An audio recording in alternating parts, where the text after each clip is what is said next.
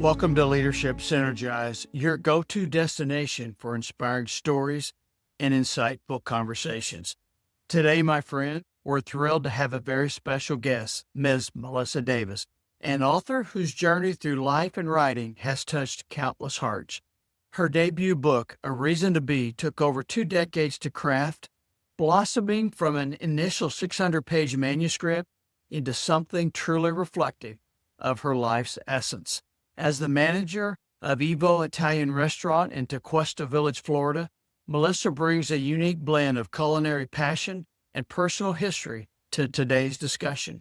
Join us as she shares the heartfelt bond she had with her grandmother, the adventures that shaped her, and how we can all find our own reasons to seek companionship and growth on life's journey. Ms. Davis, thank you so much again, my friend, for being here and sharing your heart, your inspiration, but basically the process as a whole. You've talked about the book, A Reason to Be, that you've authored your very first book, taking 20 years or more to write, starting with a book of more than 600 pages, and now there's being delivered to you at the restaurant that you manage, Evo Italian in Tequesta Village, Florida, near the West Palm Beach area and region. A wonderful restaurant, by the way. If you're in the region, I cannot recommend the restaurant, the people enough.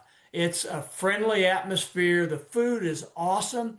If you can figure out how to order just one item from that menu, you let me know how you did it. But if you have a chance to taste multiple items, do it. But I can't recommend the restaurant enough, with Ms. Davis and her team being so wonderful in how they treat their patrons and the visitors there. But your first book, Ms. Davis, and it is about some true things that took place in life, about a young lady leaving home with her grandmother. Many of us may not have ever considered that companionship aspect, but you and your grandmother had a bond that you shared with us a bit. And go back to that moment to where Lizzie and her grandmother, that real life experience, are making that decision point. And was there ever any reflection back that might have changed that as you and grandma were hitting the road that night? I think about it a lot, and throughout my life, I've thought about it a lot. And I think about going to my grandmother's house that night and dialing her little rotary phone and her just sitting there, just biding her time, listening to what I was doing, just not commenting, and then trying to give me that life advice. And then I'm telling her all my problems, and she's, your life is just like mine. I can't do anything. You can't do anything. And that moment of, then what are we doing? Why are we here? We've got a little bit of money. Let's just get out of here. And I think my grandmother saw something that I didn't even see. She could see a bigger picture than I could of what life could be like and what my life could be like. And she knew that I needed that. And that's, I think, in our society now, that we don't have that. We don't have that where the grandparents are living right where we are, which, and I guess more in the Midwest, there's probably more of that. But most people that I know don't live next door to their grandparents. They see their grandparents once a year, twice a year. They don't see them like I did. I saw my grandmother literally every day, but I never appreciated her the way that I should have until I went on this trip with her. What you just described, that your grandmother saw the bigger picture, that she had that knowledge from her experience. It aligns very closely. And as we mentioned, you and I met, we mentioned this in the first episode, last December 2025. May not be last December, depending on when people are viewing this, but John Maxwell was organizing or sponsoring or is the mentor to about 30 individuals that I've been blessed to come on board and be a part with. And we launched that there in December 2025. And a number of times, John, the world's leading expert on leadership and values and character, and quite frankly, book writing as well, in that fashion, with more than 80, 90 books that he's published. But John talks a lot about true leaders, those who make a difference, those who connect, are individuals who can see beyond what's directly in front of them, to see the bigger picture. And you just described that from your grandmother. And as I reflected in our last episode, your book has allowed me to reflect and even visit on some moments, some times, some observations that I've had with my grandparents and my parents and others. And in almost every one of those moments I have to revisit, I come right to that same point. They knew more than I could ever thought in that moment of what was going to be impactful or what I was going to experience. And you just described that so well with your grandmother. And it really plays out much more so throughout the journey that Lizzie, you, and Grandma Kate have in the whole book that you share with us. You're right. It really does. And I believe that when I first started writing the book, I didn't even realize how much of an impact she had until I really started piecing our life together in Mm. that very small time frame, and how that shaped me into who I became as a person and who I became as a leader in my own life, and a mother, and just a human being. She taught me so many things in that small window of time, and we had a lot of adventures. So I'm grateful that I had that. And that's one of the things that people that read the book, I've done a few book clubs, and people always come back to me. It reminded me of what a special relationship I had with my own grandmother. It reminded me of this. It reminded me of, from my childhood, different things. And that just brings me so much joy, because I've had people who are turning 80 this year, which is the age that my grandmother was when we went on this adventure. And they're telling me about how the book has made them reconnect with their grandchildren and the trips that they want to take. And I've had people ask me, can you give me a map of all the places you went? I want to do the trip. I love that. I love that. Talk a bit about the journey that Lizzie and grandmother goes through, because my reading, my takeaway is there's not really one core spot to where it's a major aha. It just seems to be an aha that comes together with each point and stop and experiences they have.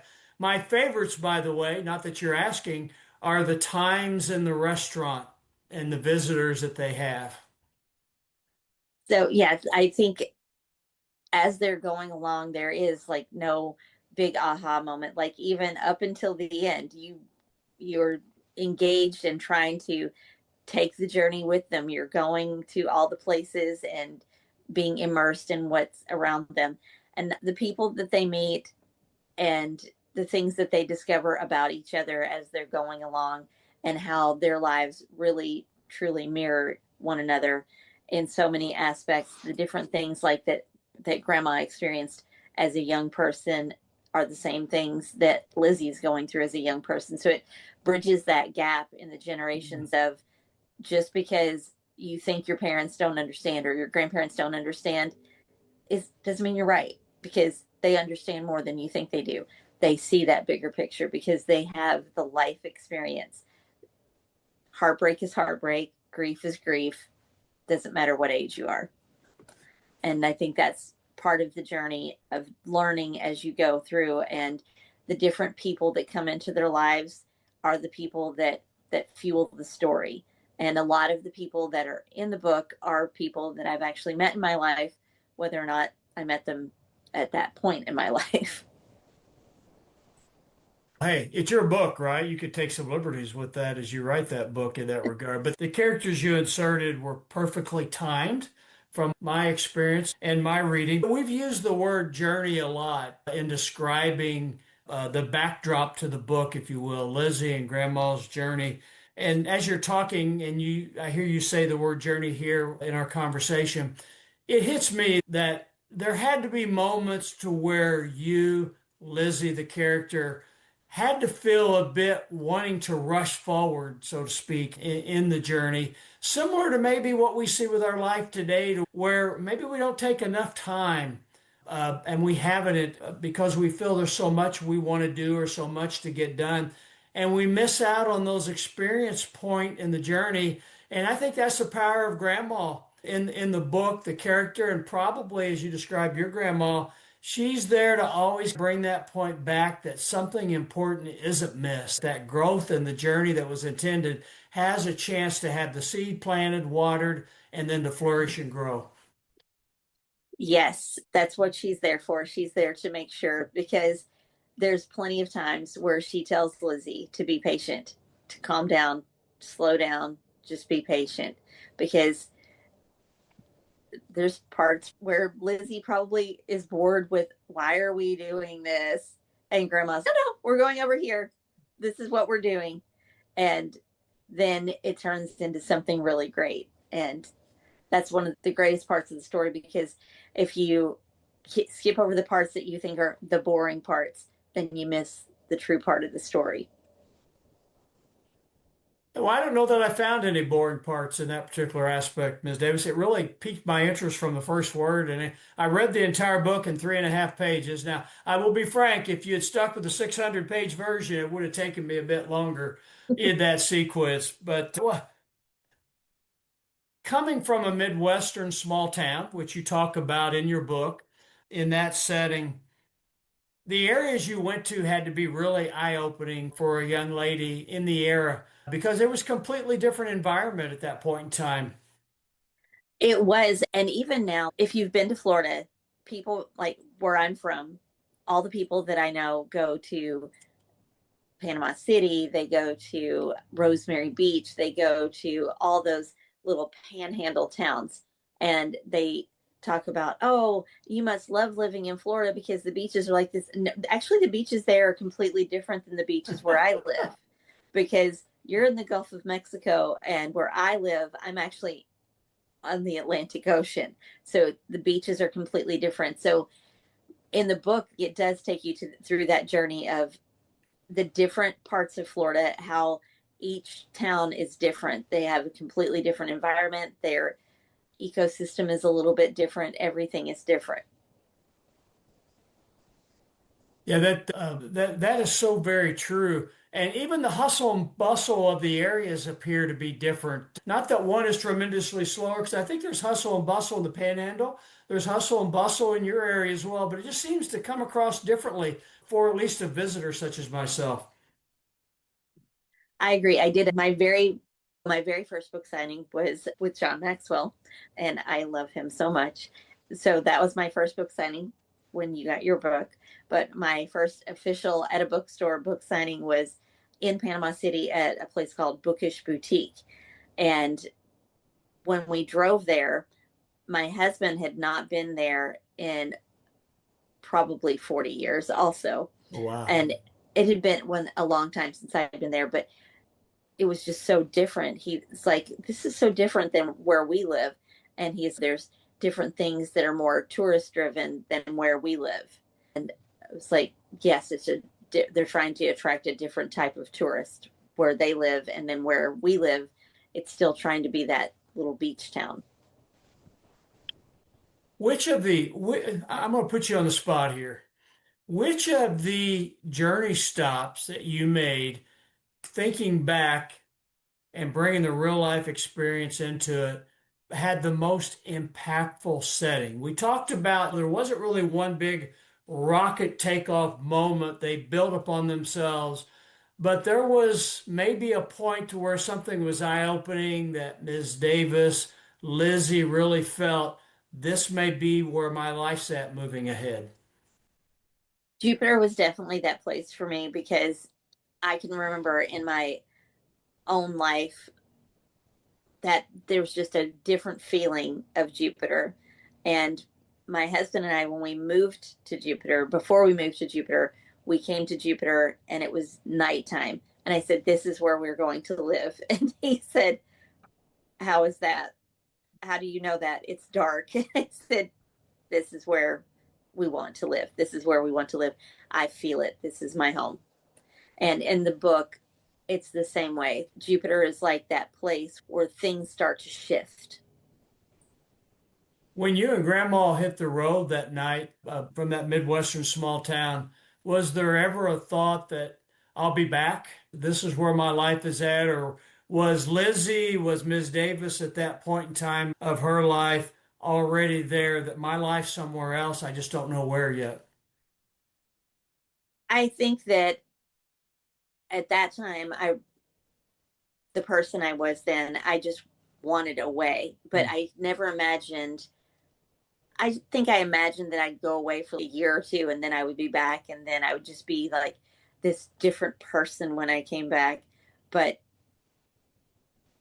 in real life, I think I left and barely ever came back. You got to know the real Melissa at that point in time. And there's a thing in the book, which I don't know, we may have edited that out, but it's about how as a child, my grandmother would always tell me that my first words were go. And it was like, I don't really think my first words were go. And you were always ready to go and you never belonged here. And one of my friends, after I finished the book, said, you never really belonged where you grew up because you were always meant to go and do something. That was always your purpose. You were never going to stay here. And then another friend of mine read the book and said, this just explains so much because I always wondered why you left us. But now I know.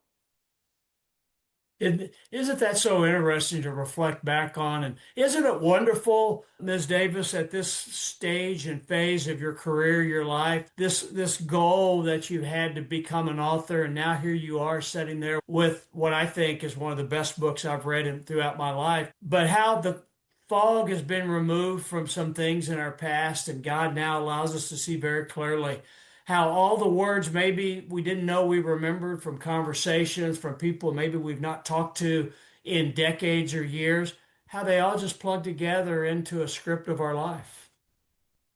It's really fascinating because when I was writing the book, I kept trying to think, oh, what should my pen name be? My pen name should be this.